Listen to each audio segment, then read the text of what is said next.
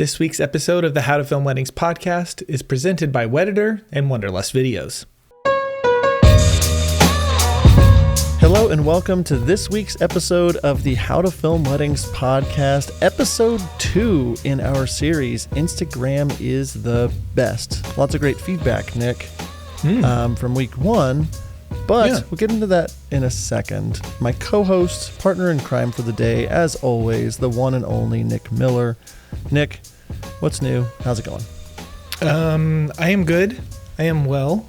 One thing I did this year, I haven't done this in a while, but I have subscribed to Bailey Sports Plus. Okay. And I have watched all of or most of every single Royals game this season. They've already played like 22 games or something, and I have watched all of or most of them, or I had them on while I was doing other stuff. I am very committed, and it is very enjoyable. Wow. I could tell by the look on your face that was not enjoyable for you. That does not sound enjoyable to you. I like baseball in real life, and I like baseball during the playoffs to watch. So it's kind of hard to get excited about 400 games in a 400-day span of time. But I'm happy that you're enjoying it, and I'm happy the Royals are medium good this year. They are exceeds expectations for the 2024 season. So, well, speaking of exceeding expectations, yes. We want to exceed your expectations today in week 2 of our series, Instagram is the best. Last week we started the series. If you've missed it, go back, listen, watch, whatever. We just talked a lot about, is it important in 2024? We talked through some common mistakes. We've just talked through some basic Instagram strategy. And today we wanted to dig into the side of Instagram that I think that we should all be using, and that is networking and using this social network as a networking tool. But before we get into that, Nick, I wanted to mention something. We've been getting lots of comments on our videos, lots of comments, especially on the color in my videos lately. And I just wanted to remind everyone that our good buddies over at Gamut.io built me a luxury LUT last year that I've been using exclusively in my films. And if you go to howtofilmweddings.com/LUTs, that's LUTS, you can check out the Lux LUT, the whole pack, everything over there, kind of see some before and afters. If you're looking to pick up a new higher end, high quality LUT, Kaylin just went next level with the colors. They're absolutely stunning. So be sure to check those out at howtofilmweddings.com/LUTs. So Nick, today we're going to talk about networking with a social network. What do you want to say to kick it off? Networking with a social network. I think the word that I would like to use here is be cautious. Before we get into it, I think be cautious when it comes to networking, because I don't know about you, John, but I get dozens of DMs weekly from people that are like, can I ask you a question? Can I edit your wedding videos? Can I ask you a question? I'm a video editor. DMing me. I get tagged a lot, and I don't want to turn it. I know you can on Instagram turn off the feature to allow people to tag you, but I don't want to turn that off in case there's something that I really want to see. But I get tagged in a lot of videos, not just like at username tag, but like actually put in the video where, it shows up in my tagged feed of people just wanting me to see their stuff. And it's very annoying. And so if that is your philosophy when it comes to networking on Instagram specifically, listen up today, because we are going to hopefully shed some light on some things and help you know and understand the proper and right ways that you should be going about using Instagram for networking purposes. Yeah, don't be annoying. That's a good thing. Be cautious is really important. So one thing that we wanted to lead with, we're talking about Instagram. We've already talked through, should you use it, shouldn't you use it? So I'm not going to lay that foundation again, but we're assuming that you want to use Instagram if you're listening to this episode. So moving forward, we're going to assume that Instagram is a strategy you want to use. It's okay if you don't want to use it, but one thing that we found in our research and things that I've been seeing lately is the number one feature that is actually being used on Instagram right now is not Reels, it's not posts, it's actually DMs. This is people sending direct messages to one another using Instagram as a communication tool. And if you think about it, a lot of like my communication, if you've sent DMs on Instagram to how to film weddings or to my personal accounts or whatever, you don't have my phone number, you have access to me through direct message. And so knowing that and knowing that Instagram wants people DMing with each other is really important. And so the first thing I wanted to say is that like DMs are really powerful. Direct messaging is really powerful. And they've changed some things recently about Instagram's direct messages. You can send anybody a direct message, but you can now only send them one direct message. And if they don't respond to you, it won't allow you to send another direct message anymore. So like if you reach out to a planner and just say hi and they don't respond, you can't send them a DM anymore unless they respond, and then it opens up the feed. So you can't just send a celebrity 50 messages a day forever if you sent them one message. And so they're changing things and thinking of ways to make that feature even better for us. But when we're thinking about networking, using Instagram as a social network, we want to use the idea of how we can show up to the people we want to show up. And one of those ways is through DMs. The other thing to think about, Nick, is who do we want to network with on Instagram itself? And so for us, it's as a wedding filmmaker, usually it is couples, their friends, their family, their wedding party. So there's the front-facing side of your business, and then there's also vendors, which is the business-to-business side of things. And so today we're going to kind of talk about building strategy that fits for each of those. So Nick, anything if you want to add on to that, or if you want to talk about just building a strategy that fits for your brand, maybe running through some scenarios of what that looks like for different kinds of brands. Yeah. So I think one of the best things that you can do is to create a strategy whenever it comes to how you are going to network.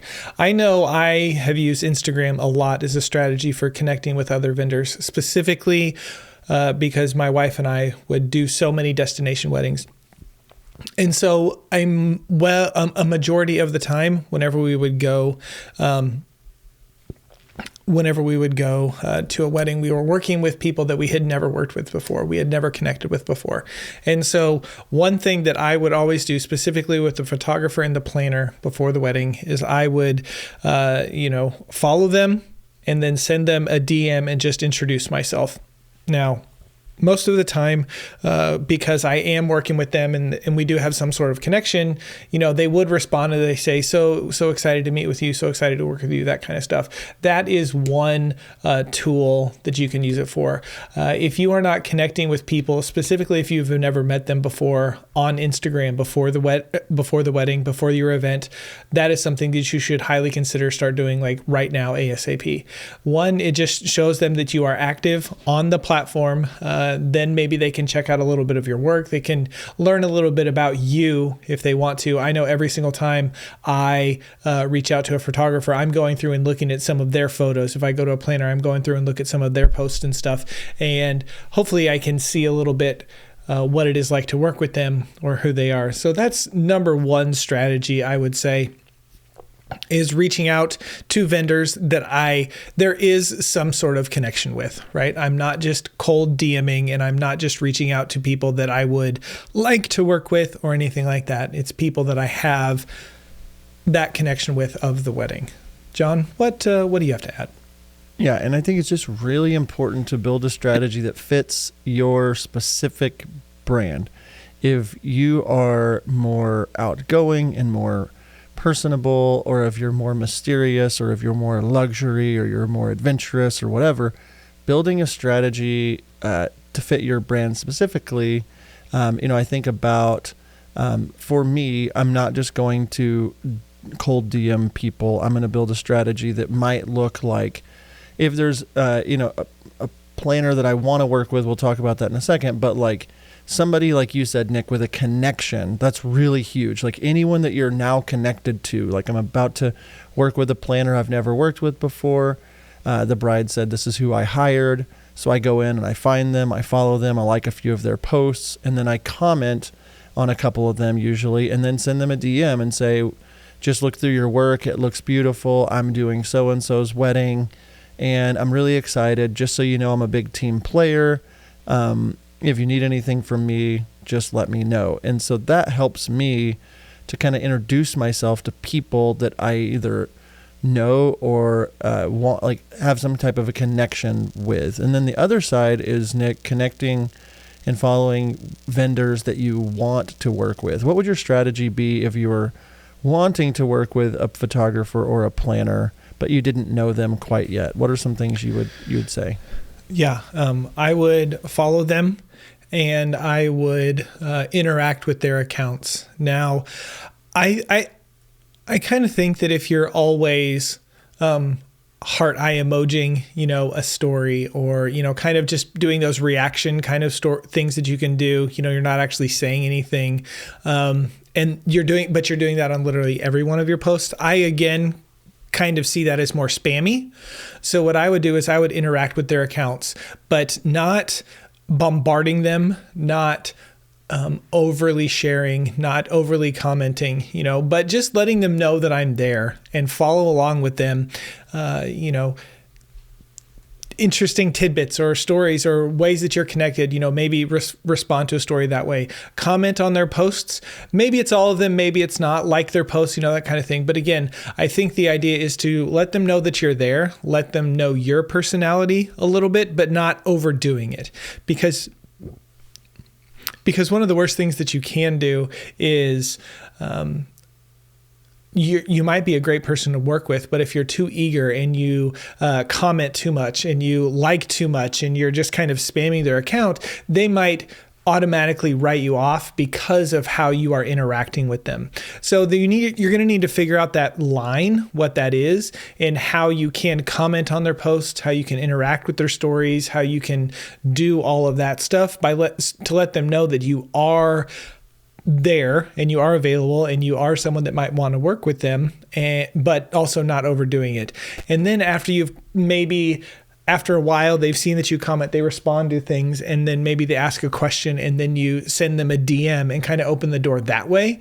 Hopefully you've built a little bit, at least kind of knowledge who you are just by your comments and like that sort of stuff. But I wouldn't, comment and like in a day. Like, I know the instant I am getting ready to get a DM from an editor is whenever I open up my Instagram account and one person has liked 8 of my videos, has commented 2 things, and they're all the most recent one. And then I look at my DMs and I have a DM. It's like, oh, you've interacted with these 5 posts and you've commented and you sent me a DM. So that's going to make me want to interact with you back.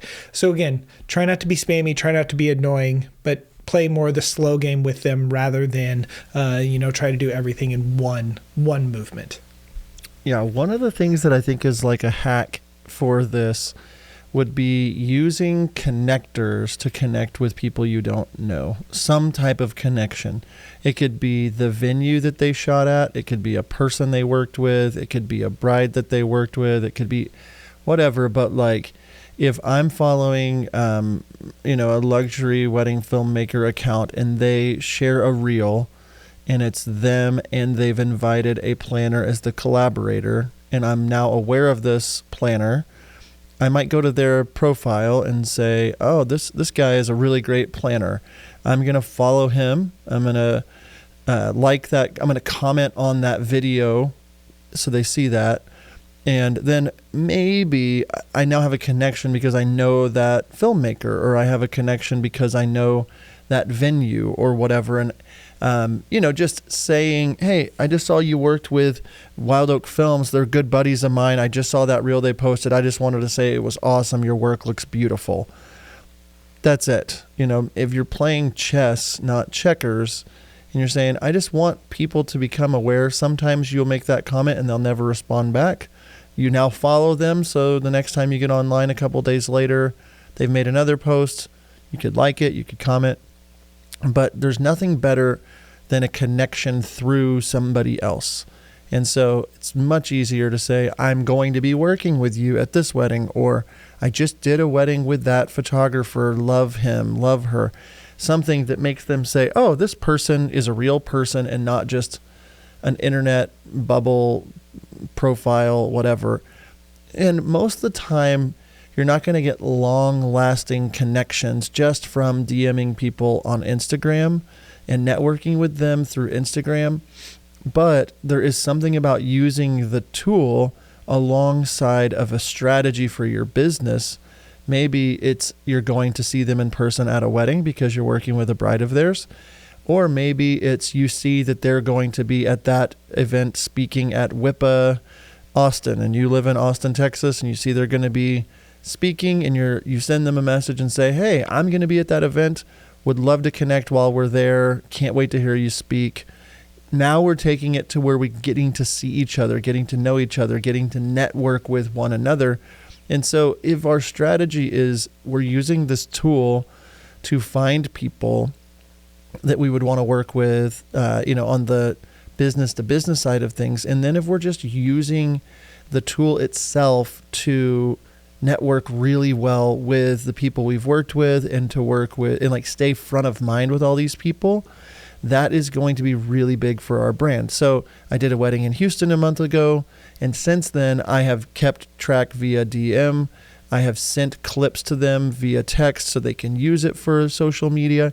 I've gotten on Zoom calls with them since, but it all started with connecting with the planner because I had booked a bride and the bride said, this is who I'm using. I used the Instagram world to warm them up. I filmed the wedding. On the wedding day, they knew who I was. They knew about me. I hooked them up with their Instagram. I was able to give them clips and get them hooked up. And then they were like, hey, we would love to start referring you. And I used Instagram in there instead of texting them or emailing back and forth. And so I connected with these people before the wedding, during the wedding, and then it set me up after the wedding. And so depending on your strategy, you can do a lot of different things and get creative in a short amount of time by just taking a minute, searching through certain planners, hashtags, finding people that you think would fit one or two steps ahead of where you're at, and being really strategic. Nick, what do you have to add? A lot of stuff there. Yeah. As you were talking, and I think that the strategy that you have put together has worked wonders for you, and just connecting with, other vendors and planners and the relationships that you have built with that. And, just being a good person and, sharing that content with them and creating it specifically for them. You never know where that kind of stuff can go. I think one of the things that I would like to touch on is we're talking about trying to network and reach out with planners or vendors or, photographers, whoever it may be. If you do not feel like the feed or your presence on your Instagram account is what it should be, or is not the vibe that you are trying to portray, or it's not the direction that you want, okay? Maybe you need to be a little more cautious before starting to reach out to people, because if you do reach out and it's too early, or you're in the middle of something and this could potentially be a little bit detrimental, and someone may write you off because how you have presented yourself isn't an accurate portrayal of who you actually are or who you want to be. And so I think that that's another thing that maybe people don't think about. Oh, I just want to network but if you show up to a networking event that's supposed to be a black tie event or a very elegant event, and you show up wearing your jean shorts and your flip-flops, people are going to look at you and think that is not a professional. That is not someone that I want to work with. That is not someone that I want to refer, because you don't look the part. And yes, it can be very vain, or it can be, kind of whatever. But that, in the world that we live in, those things do matter. And so if you are going to try to network via social media, you need to make sure that you are putting your best front forward, your best face forward, however you want to phrase that, and make sure that your account is the type of content that you think that this person would want to work with. Now, I know that stylists, there's lots of things that go into that, but if you have, a lot of black frames in your feed because you didn't set a thumbnail and you start all your videos off on black screen and just kind of fade up from that, and you haven't messed with that stuff, or maybe you just have a logo for your graphic and so people can't actually see who they are. Like, all of these things build up and all of these things matter. So make sure that you go in and kind of give yourself an audit of what your feed looks like and what your account looks like before you dive in and you start trying to network with other vendors, kind of on the cold turkey side. Yeah, and there's a lot more that could go into strategizing with the business side of things, planners, photographers.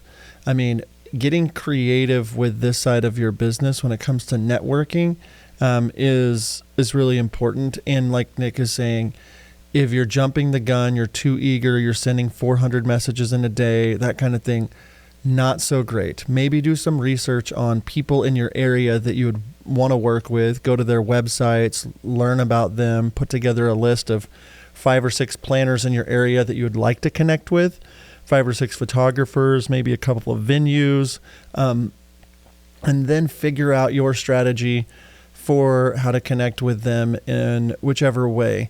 We do have a tool in the fact that we can produce video. And so, with venues, it's pretty easy to reach out and just say, wow, your venue's beautiful. I noticed on your website you don't have any video of the brand or of the venue. I see some photos. I'm going to be in the area on this day. I'd love to fly my drone. I'd love to walk through it with a gimbal.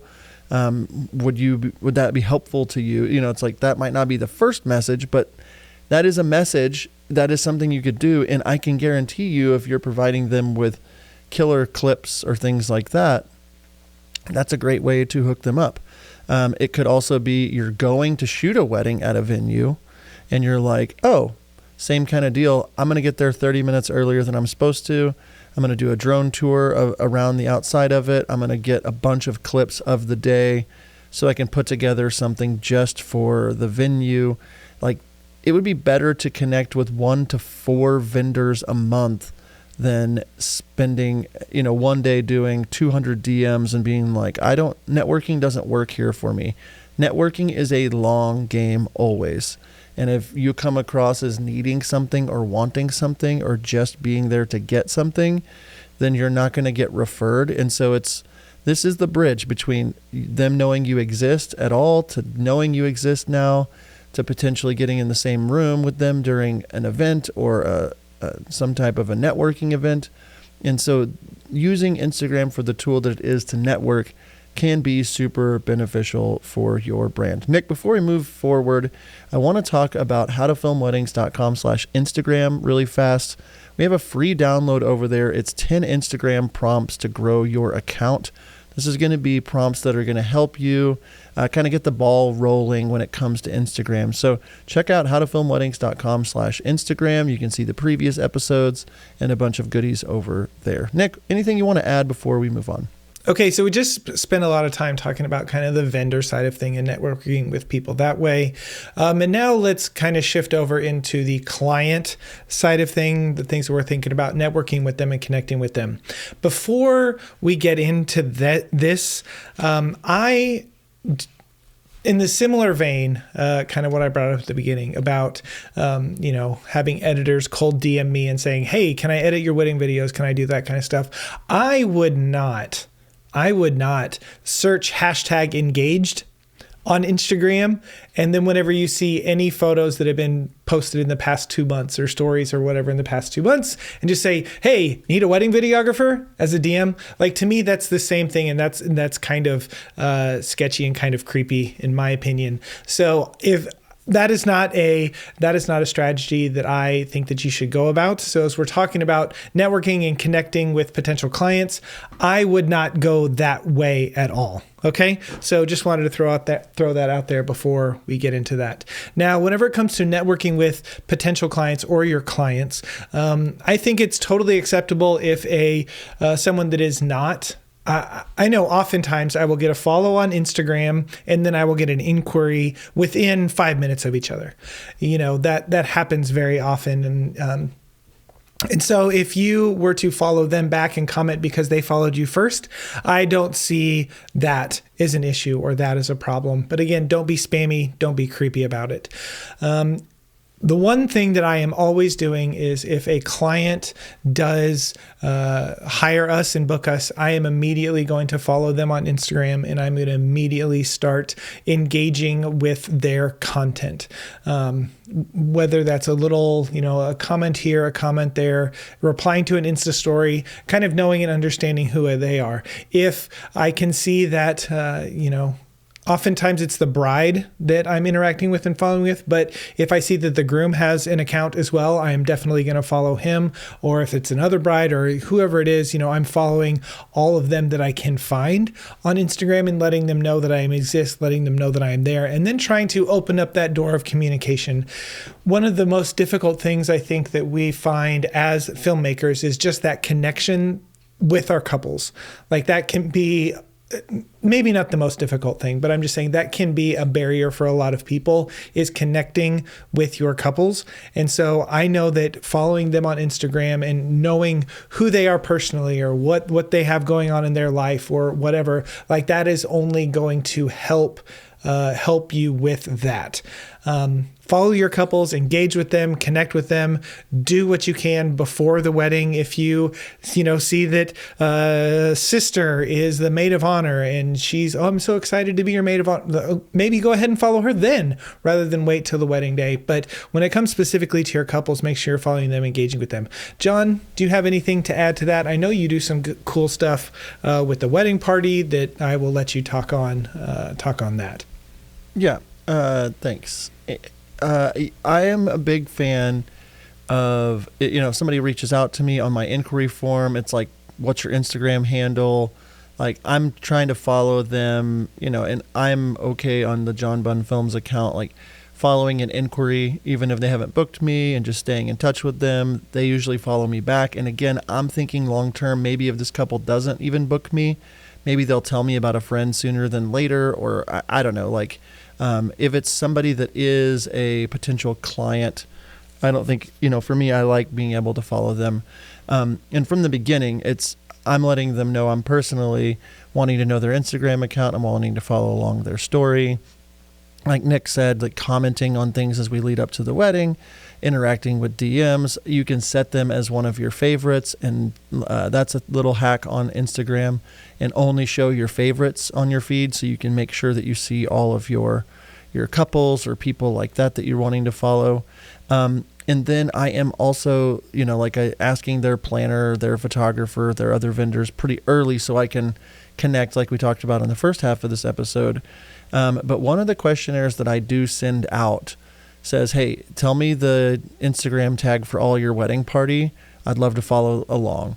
And I do go in and I follow mainly the bridesmaids. Sometimes I'll follow some of the groomsmen, depending.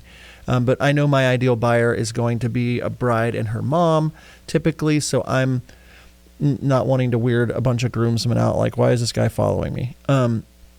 And one of the things that I like to do, if I'm following this bride and she is having a bachelorette party, usually she's going to tag all of these people that are part of the wedding. And so if she tags them, I will go in and follow all of those people. And on that same day, I will usually post something into my stories that just says, like, really excited to film these two, their wedding coming up shortly or something. So when that person sees that I followed them, they're like, who's this weirdo following me? And then they say, oh, the bride also follows him. Oh, his story shows that he's doing their wedding. And a lot of times they will follow me back. And so my goal is to warm people up before the day even gets there to the fact that I exist, to start following me. And I will go in and follow, the bridesmaids from that questionnaire or from the actual, if they post photos, the bride herself posts photos, or I might go back in the bride's story a little bit and see if or in her feed to see if she's tagged any of her friends and follow them as well. Not to be a creep, but just to kind of let people know I exist, as well as I will start interacting with those people and say, I'm so excited to hang out with all of you guys at the wedding coming up on this date or whatever, and slowly warm up where I know a lot of the names of the wedding I'm doing this weekend already because I'm already following the bridesmaids and they're already following me back. And then on the actual wedding itself, I'm going to be tagging them. I'm going to have that note pulled up over the weekend whenever I share that welcome party and I tag 5 or 6 of the bridesmaids. They're going to start to see my work, get excited about it, and become fans. And the reason that's important is this is exactly what I did for my Georgia wedding that I did this year. The bride herself was a bridesmaid in a wedding that I had done. And I followed her and been following her story. 2 years later, she gets engaged. She had been following me for 2 years and became a $25,000 booking because I did that work. And like I said, networking is work. Networking takes time. And so I have a strategy to warm them up to me before the wedding, during the wedding, and then after the wedding. And then I keep that note in my phone with all the bridesmaids. And if I'm tagging and making a post in 3 months, I'm tagging all of them, especially if they're in the film or in the clip. And so I'm thinking about that kind of stuff. And I'm also thinking about that when I'm working a wedding with the vendors and things like that. Nick? That's a really good strategy, especially if you are more focusing in on more client referrals and getting those types of referrals. Now, if you're focusing more on the vendor side of things, I don't think that this is a bad idea to do this strategy, but it just might not be the strategy that you want to go about and do because you're more focused on, wowing the planner and getting in with them and the photographer and the other vendors and that sort of stuff. And there isn't a right or wrong answer to go about doing this, but that is an important thing to do. And then I think using collaborative posts is another great way that you can network both with clients and with vendors. Again, if vendors are kind of your key and vendors are the ones that you want to work with, most of the time, who do vendors follow? Other vendors. And, if you do a post that's really nice and you do this pretty imagery and there's this fancy florist and a fancy planner and you collab them both and they both accept it, now your video, your stuff is going to show up to their followers and and there's other vendors probably following them. Same thing goes with, your clients. Most clients are going to accept collab posts, especially of their wedding film. Typically, most of them do. But then whenever they do that, now your content, again, is showing up to their bridesmaids, their bridal party again. And then maybe other people that are kind of in the same boat, but maybe they were just friends at the wedding, but they weren't in the bridal party, so you're not privy to that information and seeing that sort of stuff. So collaborative posts can go a long way for you to go and continue to grow your network. Collaborator posts is a great ending, I think, to this episode of networking, and it's newer within the last year, really. It's probably been out longer than that, but you can collaborate with, I believe, up to 5 different accounts now. It's different for different people. I think they're still rolling out a lot of it, but collaborator posts, is I can make a post as John Bunn Films and then invite the planner. I can invite the bride to be a collaborator, and if they accept it, it will immediately start showing up as a post on their own feed as if they posted it. And so this is helpful because used to, with a bride, she would want to post it and you'd have to text it to her or a video or whatever. And now you can say, hey, I'm going to make this post. I'm going to invite you as a collaborator. Does this thumbnail work? Does all this work for you? And they can agree, and boom, now your post is showing up on their feed and everyone can see, oh, Caroline's wedding was filmed by John. This is Caroline's profile. I follow her, but now I'm seeing that John Bunn Films is in collaboration. And at that specific wedding I'm talking about, because I've been texting the bride today and I need to make a post this afternoon collaborating with her, I've been texting with the planner as well and saying, do you want me to collaborate with you on this post? And she says, yes, please do. And so when I make this post, I'm going to invite the planner, I'm going to invite the bride, I'm going to have myself, and then I'm going to reach out to the florist who did a lot and say, hey, would you like to be a collaborator? And this gives me the ability to show up to all those different people. If they like or comment the video, I can see who they are. If they comment on it, I can heart their comment just so they're noticing that I exist even more. And so using collaborator posts is a great way to connect with everything that is going on in their feed and finding more people.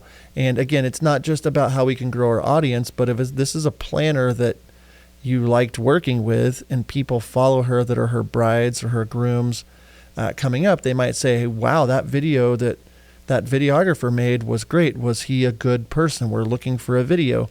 These kinds of networking tools are so helpful for us. And you don't even have to just do that on a wedding. You can create content from little clips from weddings years past. And you can say, hey, wedding planner, I have this awesome clip from a wedding we did 2 years ago. I wanted to see if you wanted to collaborate on it. You could DM them to see if they want to collaborate. Like, you're just reminding them you exist. You're just reminding them that you're still here, you're making content, and you're making content easy for them to have on their feed. And I haven't seen a better tool for networking as the collaborator posts on Instagram for wedding filmmakers. So don't sleep on that. Nick, anything else?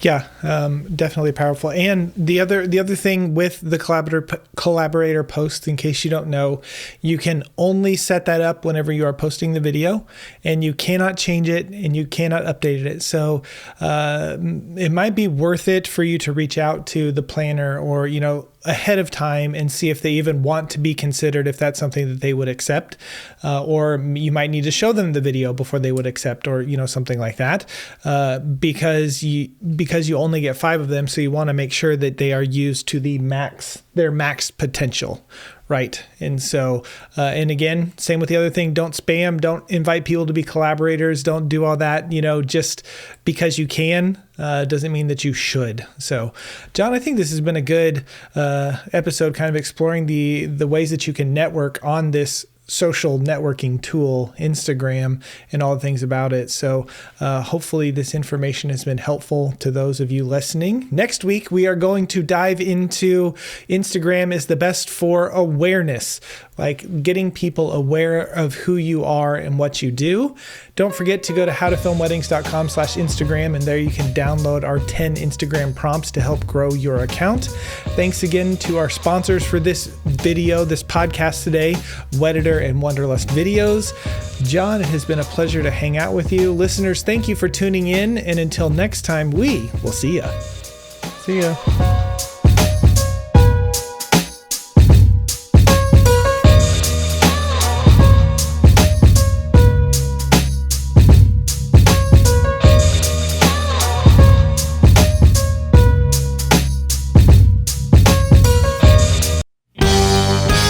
If you are like most wedding filmmakers, you are constantly fighting against being completely overwhelmed from your backlog. We get it, and that is why we are so excited to bring you howtofilmweddings.com/outsourcing, a brand new place for you to find some of the best editors on the planet to help you get out from under the weight of your backlog. And the best part is we have personally vetted these companies to ensure that you aren't wasting your time finding editors. Whether you are looking for full-blown editors like Wedditor or brideandgroom.video, or if you're just needing someone to cull your films like Wedding Post House, we have a solution for you. So head over to howtofilmweddings.com/outsourcing to check out our curated list of outsourcing experts today. That's howtofilmweddings.com/outsourcing.